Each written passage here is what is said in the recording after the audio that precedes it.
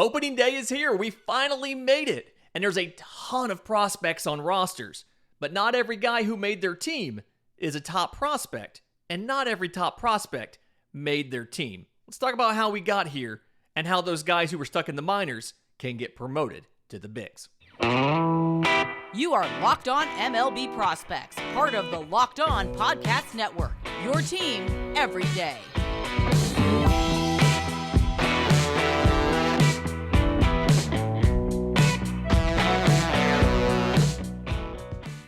Yes, welcome on in to Locked On MLB Prospects, your home for all things minor league baseball. I'm your host, Lindsey Crosby, freelance baseball writer and podcaster, editor-in-chief at BraveToday.com.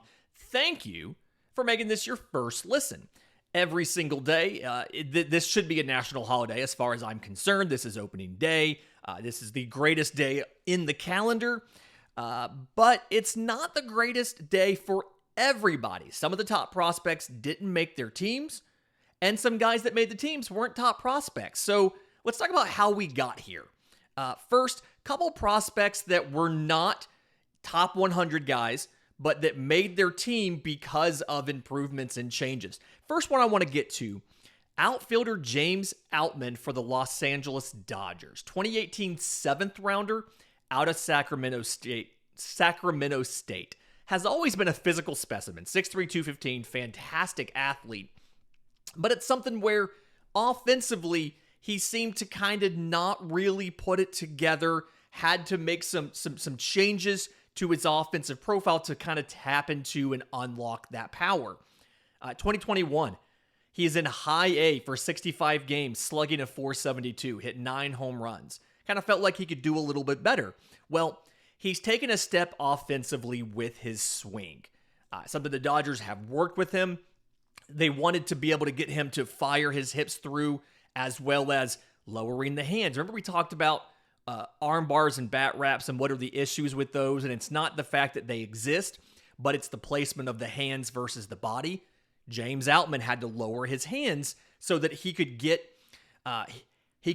2 pitches on the inner half and kind of get out of them and drive them the other way. And so all of these changes culminated into a great year between AA and AAA last year. So it's split between Tulsa and Oklahoma City almost evenly. But 125 games, 294, 393, 586, 31 home runs, 69 extra base hits, 70 walks to 152 strikeouts, and 13 to 17 on stolen bases. So much improved as far as the slugging goes, as far as all of those peripheral measurements for how well a guy is doing. Comes into spring training this year and looks absolutely fantastic. And it's kind of creepy, his stat line he got in 22 games this year. So you'll remember, last year combined between AA and AAA, 294, 393, 586. Remember those numbers because in spring training this year, 22 games, batting average of 294, on base of 393, and slugging of 588. He came within 2 points in slugging of having the exact same slash line in spring that he had over AA and AAA 125 games last year. I can't remember the last time I saw something like this happen. In spring, 3 home runs, 8 extra base hits, 7 walks to 16 strikeouts, and 1 for 1 on stolen bases. Opponent quality of 7.7. So that comes out right below a AAA roster quality, which is some of the higher numbers that you're going to see in spring training. It's one of the highest numbers I've seen so far this year. The thing with James Outman is plus speed, plus arm, and I think plus defense. He's been one of those guys that like I said earlier, very, very athletic, is going to probably end up platooning. Some of the comments that came out just recently from manager Dave Roberts said that it's going to be, James is going to get the majority of starts in center field. He will be batting against righties. When they do play a lefty, you may see something where Chris Taylor is the starter in center over James Outman, Trace Thompson over in a corner. But your outfield combination with Mookie Betts always playing in right because he's fantastic. You're going to have some combination of James Outman And then in left field, David Peralta and Jason Hayward. But for the most part, James Outman will play almost every day. And it's because he took a step forward offensively with that swing where he can now get to balls on the inner third. He made improvement. Another guy that made improvement, technically not a prospect anymore. He lost eligibility last year, or he graduated to a Major League Rookie last year. But Elehuris Montero of the Rockies. He was the 2015 IFA by the Cardinals, and he was the big gem of the Nolan Arenado trade. So 65 games in AAA last year, 310, 392, 541, 15 home runs, 27 extra base hits, 27 walks to 63 strikeouts, and 4 assists on stolen bases. Really struggled in his big league look last year. 233 batting average in 50 games with 60 strikeouts to 8 walks. And the thing that he's changed, and you can see it in some of the numbers for spring training are pretty close to the minor league stat line last year. But the swing decisions have gotten significantly better over the winter and in the spring for Elehuris Montero. So he's playing third base probably every day. You had to do some shuffling after Ryan McMahon's injury, and Brandon Rogers moved to second base. Maybe I have that backwards, and Rogers got hurt and McMahon moved to second base. Don't remember off the top of my head. Either way, now he stands to be the guy at third.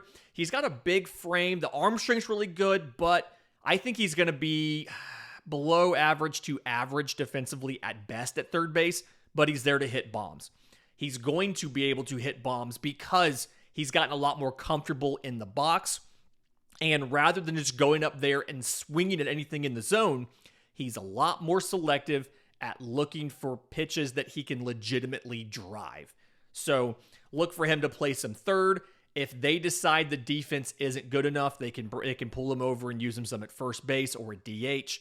But I feel like this year he's going to hit enough to make it worth it there at third base in Colorado. And honestly, he's a guy that I've got on a lot of my watch lists in fantasy to see if some of these spring scouting looks are in fact correct, and he has significantly improved, to kind of grab him off the wire early because third base isn't that great as far as options in fantasy baseball. The third guy, a story like a guy who didn't even become a rated prospect until this year, is Blake Sabol of the Giants. So he's a catcher who also plays in the outfield. 2019 7th rounder by the Pirates.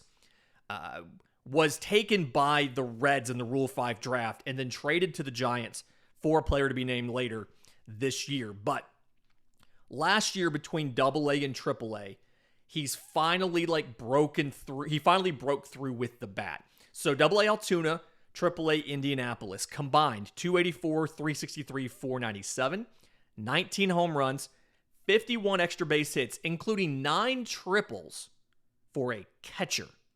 55 walks to 129 strikeouts and 10 of 12 on stolen bases. Always been, and 6'4", 215. So he's always been one of those longer lever, long strides athletes. Despite the top end speed not being great, he can eat a lot of ground in a hurry, and that's why he's been able to get those triples. But it's something where he's, the Pirates coaches spent a lot of time working with him about getting pitches out in front of the plate. So going out and getting it, I think Bryce Harper calls it in the front window, but going out in front of the plate and meeting pitches up there that you can drive versus letting them get a little bit deeper in on you, sending them over to left field. So it's gotten a lot better about pitch recognition and swing decisions and then timing to get out in front of the pitch. Now defensively, he's caught. He's also played in the outfield. In the minors last year, it was not quite even. It was still skewed towards catcher, but in the Arizona Fall League, it was just about dead even between catcher and left field. It's something where he's a good framer, well regarded by the pitchers that he works with, but the actual mechanics of defending are fringy to average, and the arm is only kind of fringy to average. So you run the risk of him being a liability behind the plate with the running game. So he's played a lot of left field. Just gives you a lot of versatility, but from what I understand, he has made the Giants roster, so we will see him up this year. And the story, again, wasn't even a ranked prospect until 2023. I think Baseball America had him as the number 25 guy entering the 2023 season. So glad to see him develop a success story for the Pirates, even though they lost him. Success story for the Pirates. And then the Giants on identifying him when the Reds took him and going out and getting him. In just a minute, I want to look at some of the top prospects that didn't make their squads and their paths to playing time. But first, today's episode is brought to you by our friends at FanDuel. Obviously, the MLB season is finally here. There's no better place to get in on the action than FanDuel, America's #1 sportsbook, because right now, FanDuel is giving new customers a no-sweat first bet up to $1,000 back in bonus bets if your first bet doesn't win. Go to FanDuel.com/lockedon to see the rules on how that works, and then sign up to claim the no-sweat first bet. But you can go out there and wager on all kind of stuff. They have everything from individual game lines, obviously, but you can go right now. You can pick who's going to make the World Series. The odds as of time of recording this on Wednesday, the Houston Astros are the favorite to make the World Series at +600. The Atlanta Braves at +750, tied with the Dodgers. The Yankees at +850. The Mets at +900. The Padres at +1,000. You can also go in who's going to win the division, who's going to win the league. You can even make a bet on which league will win the World Series. Will the American League or the National League win the World Series? You can go on which division will win the World Series. The National League East is the favorite at +260, but you can make all of those bets. And then obviously all the individual stuff, Rookie of the Year, Cy Young, MVP, all of that stuff is there at FanDuel right now. I absolutely love it. So don't miss your chance to get a no-sweat first bet up to $1,000 when you join FanDuel today. Go to FanDuel.com/lockedon to sign up. Make every moment more with FanDuel, the official sportsbook of the Locked On Podcast Network. Okay, so not every top prospect made their team out of spring training. And I want to talk about the situations in Tampa Bay and Chicago. Matt Mervis, we've talked about Matt Mervis on the show before. Matt Mervis did not make the opening day roster. Undrafted free agent in 2020 out of Duke. Spent 137 games in the minors last year, his first full season, and honestly, shot through the system like a rocket. High A, Double A, Triple A, 309, 379, 605 slash line. So on base wasn't quite 400, which you would have loved to see, but slugging of 600 is probably kind of makes up for it. 36 home runs for Matt Mervis in 137 games. 78 extra base hits, more than one every other game. 50 walks to 107 strikeouts. 2 for 2 on stolen bases. The thing for Matt Mervis is swing is very short. He shortened it up last year. He used to have this longer swing that, again, would struggle to get to the ball, to balls on the inner third. He shortened the swing and has gotten really good at pitch recognition, identifying pitches he can drive kind of in the middle of the plate, but also turning on stuff that's inside as well and sending that out. He can still get beat a little bit by break and off speed that's down, like either low in the zone or below the zone. And he still struggles a bit with lefties because he's kind of, because he's a pull hitter and the way the ball moves struggles a little bit there. And then defensively, he's an okay defender. He'll do enough at first base. The arm is massive. He has like a 70 grade arm. He was a pitcher in college sometimes, and he hit 96 off the mound. Massive arm, but the issue with playing him anywhere besides first is he is slow. He is very slow. He's not the slowest guy I'm going to talk about, but he's pretty close. He is, I'd say, probably 30 grade speed. And so you really can't play that anywhere but first or DH. He can do enough to play at first. Now, the path to playing time here, because we were all thinking going into the offseason, Matt Mervis is going to have a job. And then you look and you see Trey Mancini comes in. You're like, okay, not a big deal. And then they sign Eric Hosmer as well. And you're like, all right, now we've got an issue because there's both sides of a platoon. You've got two veterans who play first base. Mancini can also play some in the outfield. There's plenty of options to do that in Chicago, but he may get a start here and there. The path to playing time is going to be either if Mervis can improve against lefties or if Eric Hosmer continues to struggle with righties. So Mancini struggles with lefties, right? 234, 300, 351 was his slash line in 2022 against lefties. Now, it was a down year for Mancini, so he may be better than that against lefties, but like he hits righties. Yeah, he needs that platoon partner. Eric Hosmer is the platoon partner because he hits lefties, but he struggles with righties. Here's what Eric Hosmer did in 2022 against right-handed pitchers. 245, 325, 368. So there is immediately a place, an avenue for Matt Mervis to come in and get playtime. If Eric Hosmer can't hit righties, then you have a situation where you can play Trey Mancini every day, or Eric Hosmer can come up. Matt Mervis can come up and he can hit against righties while Trey Mancini handles the other side of the platoon. So path to playing time there, it's just in essence, you have to get one of these guys. You have to get past one of those two guys. Feels like they're going to keep Mervis down until, halfway through the season or whatever. Odds are, like we said, depth will always work itself out. I'm sure something will happen to one of these guys. But in the meantime, it's Hosmer struggles against righties, Mancini struggles against lefties. So you have to wait for Eric Hosmer to eventually not be the answer in Chicago if you want Matt Mervis to come up. The other situation is Tampa. You've got two guys, both infielders, that are very, very good hitters. Curtis Mead and Kyle Manzardo. Mead was a 2018 IFA by the Phillies out of Australia. Was almost immediately traded to the Rays. Last year, got 56 games in AA, including we were actually there for the very last game he played in AA before he got promoted to AAA. So you're welcome, Curtis Mead. 305, 394, 548, 10 home runs, 31 extra base hits, 25 walks to 45 strikeouts, and 6 of 8 on stolen bases. Went to AAA, got about 20 games. Numbers were remarkably similar, had an elbow injury, missed a lot of time. He is a 70 grade hitter. We talk about this all the time. Hitters are born, not made. He's a born hitter. The power is plus, but the swing is very much a line drive swing. And so Curtis Mead's content to just sit back there and spray line drives from foul pole to foul pole.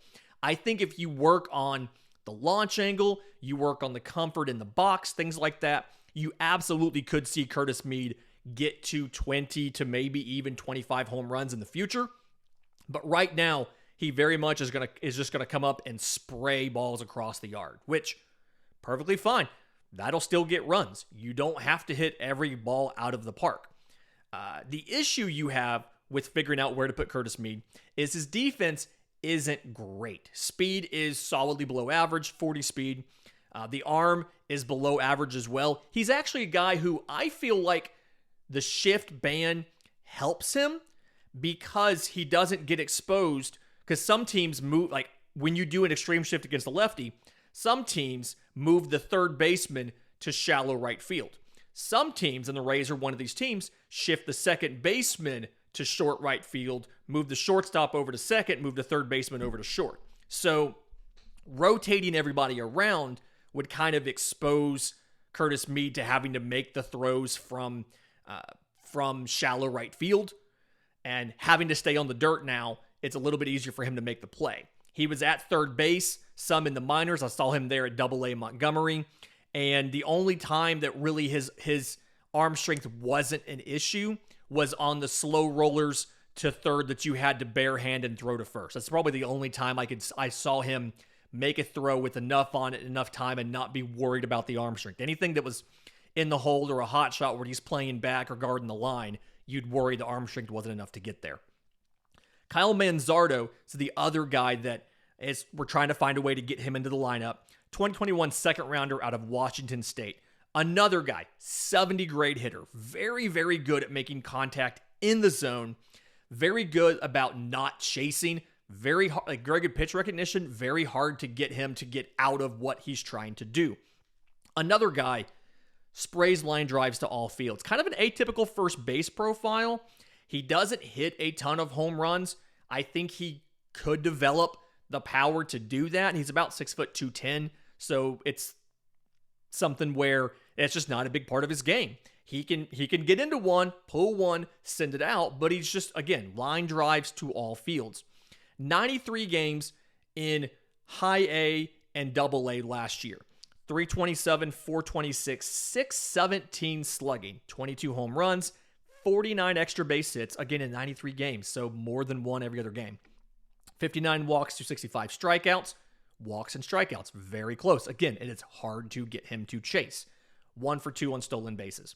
This spring, 383, 400, 630. Very similar stats in those 13 games in spring training. 2 home runs, 4 extra base hits. Opponent quality of 6.9, so right there at AA level.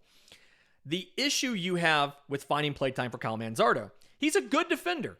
The arm is perfectly average. The defense is average to above average.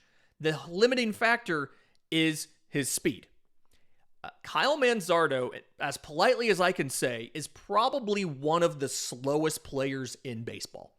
So all of those extra base hits, those 49 extra base hits, well, half of it almost was home runs, but a lot of it is just you would have seen more triples if that was any other player. A lot of those doubles are closer at second than you would expect sometimes. And I saw a couple games where that's probably an easy double for a lot of guys, and he had a close play or was thrown out at second base. And so it went down as a single, and then he was out on the advance to second.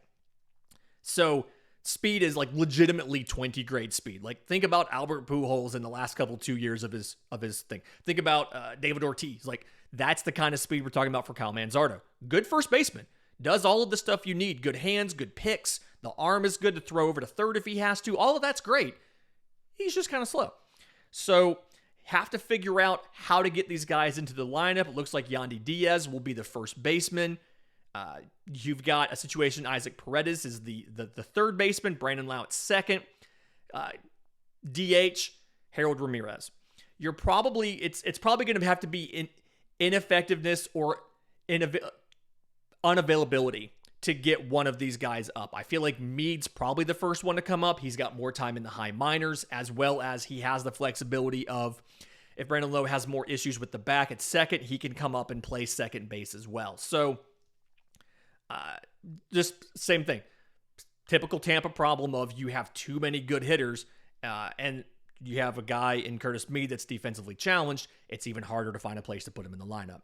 In just a minute, I want to talk about some of these Mets prospects, so these top Mets guys, and the 3 of them that aren't up, but how they could get there. And we'll do that next right here on Locked On MLB Prospects.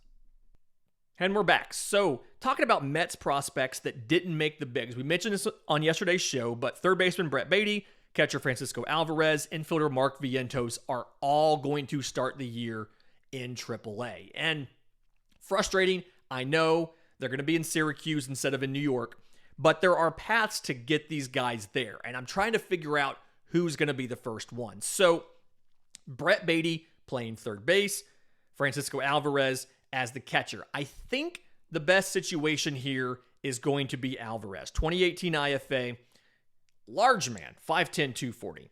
But 122 games last year, 260, 374, 511. 27 home runs, 49 extra base hits, 70 walks to 123 strikeouts. And I do not believe he attempted to steal a base, probably for the best.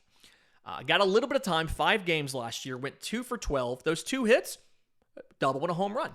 2 walks to 4 strikeouts. But I feel like he's probably going to be the first opportunity to come up because Darren Ruff was not kept for the team this year. He was the other half of the DH platoon with Daniel Vogelbach. So Ruff is gone. And the thing with Vogelbach, so Vogelbach's splits last year against right-handed pitchers, 261, 382, 497. That's a good slash line, 18 home runs, right? Against lefties, 139, 262, 153. 21 strikeouts in 44 games against left-handed pitching. Well, the good thing is Francisco Alvarez last year did better against lefties than righties. Against lefties, Alvarez went 304, 412, 574. 300, 400, 500. That's our magic number to look for. Like, this guy's a dude. And so that's kind of why I think he's the first one to come up, because all you have to do is decide that he can be the backup catcher versus Tomas Nido, and then he can be the other side of the platoon with Daniel Vogelbach. So it feels like he's going to be the first one to come up. You do have Luis Guillorme, who can play a little bit of first base. Vogelbach can play first base. Obviously, Pete Alonso is there. If Pete Alonso needs time off or misses some time, I think then that's the situation where you may have a chance to get infielder Mark Vientos up. He's technically a third baseman. I think he'd be better at first than third. He's got more defensive deficiencies at third. And so if you have to miss Pete Alonso for an extended period of time, I hope that doesn't happen, because we need Pete Alonso in the home run derby. He was made to crush baseballs in the home run derby. But if Pete Alonso misses time, I feel like that's the scenario where you would see Mark Vientos up to take some play time at first base and be the other half of that platoon with Vogelbach. Vogelbach can play first base too. I don't know if they want him to be out there every day. I know he's in the best shape of his life, but it's still a decision to make to put him out there. The other option, and probably the second guy to come up, barring some sort of injury, is Brett Baty. 2019 first rounder out of high school. Last year in 95 games between AA and AAA, 315, 410, 533. There's your 300, 400, 500 slash line. 19 home runs, 41 extra base hits, 49 walks to 104 strikeouts. So a little bit more of an issue with strikeouts than some of these other guys had. But he does better against righties than lefties. When you look at their minor league splits, because the major league sample size from him was so small last year, there's almost no point in looking at that. But when you look at his minor league splits, against righties, 320, 418, 537, 300, 400, 500. There you go. He wasn't bad against lefties, 241, 305, 437, but he's much better against righties. And Eduardo Escobar right now is your is your third baseman, and he does worse against righties. His slash line against a right-hander, 231, 294, 387. So not that great against, you're obviously more likely to see right-handed pitching than left-handed pitching, except for, I guess, when you play Atlanta, because Atlanta's got like 3 or 4 lefties in the rotation.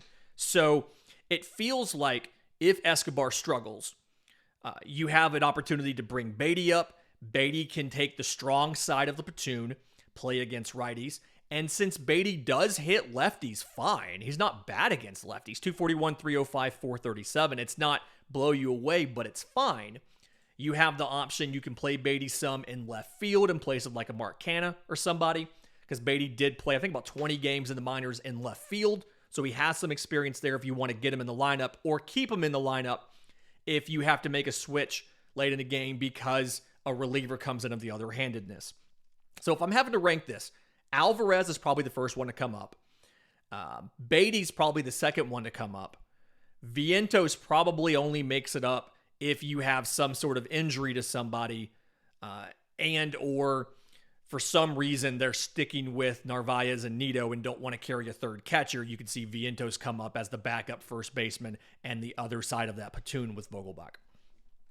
Fantastic week this week. One more show to go. And in the meantime, enjoy the opening day games. If you have questions for Monday's mailbag, I'm on Twitter at Crosby Baseball. Show's on Twitter at Locked On Farm. You can email us, lockedonmlbprospects@gmail.com, or drop your questions into Locked On MLB Prospects Discord. Links in the episode description, links in the show notes.